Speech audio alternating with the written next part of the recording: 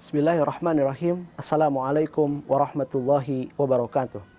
Alhamdulillahi wahdah. Salatu wassalamu ala man la nabiyya ba'dah, amma ba'du. Apa kabar Irsyadian? Semoga kita senantiasa berada di dalam kesehatan. Dan semoga Allah subhanahu wa ta'ala menyembuhkan semua saudara-saudara kita yang sakit saat ini. Anak-anakku sekalian, ada seorang manusia yang ia begitu terkenal di antara penduduk langit dikarenakan kesolehan yang ia miliki. Akan tetapi dia tidak begitu terkenal di kalangan penduduk dunia. Ia begitu dipuji oleh Nabi SAW dan ia bukanlah dari kalangan para sahabat Nabi. Sebagaimana kita ketahui bahwa manusia yang mulia setelah Nabi SAW adalah para sahabat. Akan tetapi pada kesempatan ini Nabi SAW menggambarkan kepada para sahabatnya tentang seorang manusia yang bukan dari kalangan sahabat, akan tetapi ia memiliki keistimewaan yang besar.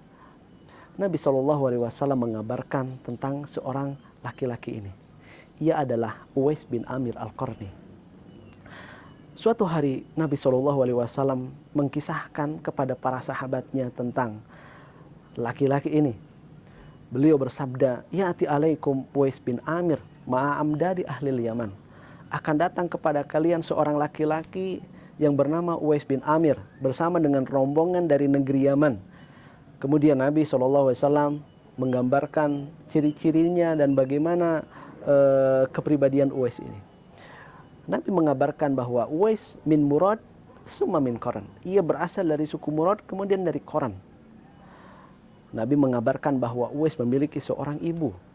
Iya, Uwais memiliki seorang ibu yang sudah tua. Uwais tinggal bersama dengan ibundanya. Mereka tinggal berdua saja.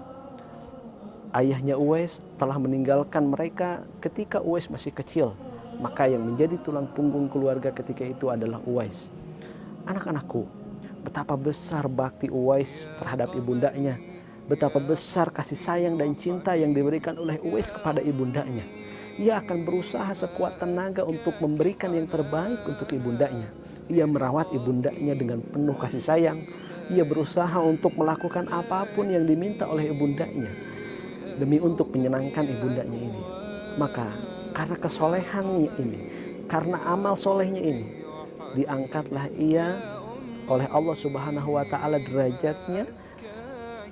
Dan Allah Subhanahu wa ta'ala mengabarkan kepada Nabi SAW dan Nabi menyampaikan kepada para sahabatnya bahwa lau aqsama 'alallah la abarrah. Kalau seandainya Uwais ini bersumpah atas nama Allah, maka Allah akan mengabulkan sumpahnya ini. Maka luar biasa. Ia adalah seorang tabi'in. Tabi'in ini adalah generasi setelah sahabat. Walaupun Uwais hidup di zaman Nabi, ia memiliki kesempatan untuk bisa bertemu dengan Nabi. Akan tetapi kesempatan itu ia relakan karena harus berbakti kepada ibundanya. Anak-anakku sekalian, Rasulullah SAW pun mengabarkan bahwa Uwais dahulu pernah memiliki penyakit kulit. Penyakit kulit ini disebut dalam bahasa Arab baros. Ya. Kemudian ia berdoa kepada Allah Subhanahu wa ta'ala, lalu Allah menyembuhkannya. Dan Uwais meminta agar, luar biasa, ini unik sekali. Uwais meminta kepada Allah agar Allah menyisakan tanda di bagian tubuhnya dari bekas penyakit ini. Kemudian Allah menyisakan tanda sebesar 1 dirham di antara bagian tubuhnya itu, dengan tujuan agar tatkala Uwais melihat dari tanda itu, ia akan teringat lagi akan nikmat yang Allah Subhanahu wa ta'ala berikan kepadanya, kesembuhan yang telah ia berikan. Luar biasa betapa besar rasa syukur yang Uwais miliki kepada Allah Subhanahu wa ta'ala. Anak-anakku sekalian, maka para sahabat ridwanullahu alaihim jami'an benar-benar menantikan kedatangan laki-laki ini, Uwais bin Amir.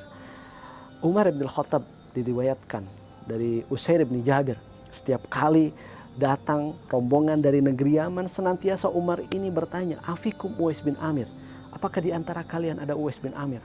Sampai bertahun-tahun Umar bin Khattab melakukan hal demikian, bertanya kepada para pasukan dari Yaman. Sampai suatu hari Akhirnya Umar bin Khattab bertemu dengan Uwais bin Amir Al-Qarni ini. Tatkala bertemu, ia memastikan, "Anta Uwais bin Amir, benarkah engkau adalah Uwais bin Amir?" "Na'am." "Iya," kata Uwais. "Min Muradin tsumma min Qaran." Dari Murad, dari suku Murad, dari suku Qaran. "Benar." "Apakah engkau memiliki seorang ibunda?" "Benar." "Apakah engkau pernah memiliki penyakit kulit, kemudian Allah menyembuhkanmu?" Lantas ada tanda di bagian tubuhnya bekas dari penyakit kulit tersebut. Uwais mengatakan benar, dan Uwais memperlihatkan tanda tersebut. Maka ketika itu Umar bin Khattab memeluk erat-erat Uwais bin Amir. Kemudian ia mengatakan, "Sami'tu Rasul sallallahu alaihi wasallam yaqul," aku mendengar Rasul sallallahu alaihi wasallam bersabda, sebagaimana sabda Nabi yang disampaikan kepada para sahabat tadi. Maka Umar bin Khattab berkata kepada Uwais, "Istaghfirli, mintakanlah kepada Allah ampunan untukku." Maka Uwais ketika itu dengan kerendahan hatinya mengatakan, "Ya Amirul Mukminin, bagaimana aku, wahai Amirul Mukminin, wahai pemimpin kaum orang-orang beriman, bagaimana aku memintakan ampun kepada Allah bagi engkau adalah seorang khalifah, ya, engkau sahabat Nabi Shallallahu Alaihi Wasallam."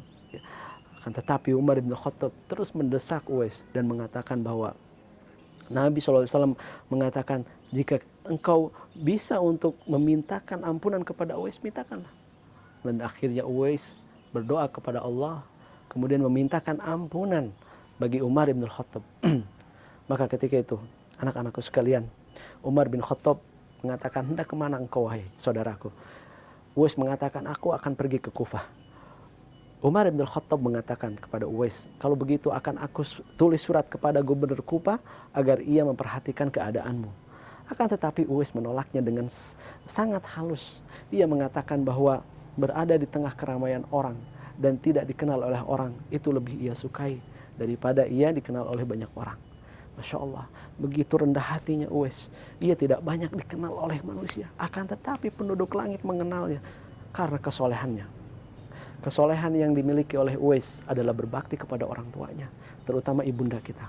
Anak-anakku sekalian irsyadian, bagi kalian yang masih memiliki seorang ibu khususnya, maka berbaktilah kepadanya. Berbaktilah kepadanya. Rasul Shallallahu Alaihi Wasallam pernah didatangi oleh salah seorang sahabat. "Siapakah yang berhak aku muliakan ya Rasul?" Rasul mengatakan, "Ibumu." "Siapa lagi ya Rasul?" "Ibumu." "Siapa lagi ya Rasul?" "Ibumu." Kemudian ayahmu. Anak-anakku sekalian, betapa besar kedudukan seorang ibu di sisi Allah Subhanahu wa taala sehingga kita harus memuliakannya. Anak-anakku sekalian, ini adalah kesempatan kita untuk bisa menggapai surga Allah Subhanahu wa taala dengan cara berbakti kepada orang tua, khususnya ibu kita. Begitupun ayah kita. Maka hal yang kecil yang bisa kita lakukan dan itu bisa menyenangkan hati orang tua kita, itu memiliki pahala yang begitu besar di sisi Allah Subhanahu wa taala.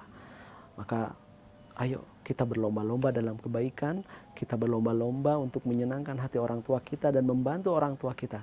Wassallallahu ala nabiyina Muhammadin wa ala alihi wa sahbihi wasallam. Assalamualaikum warahmatullahi wabarakatuh.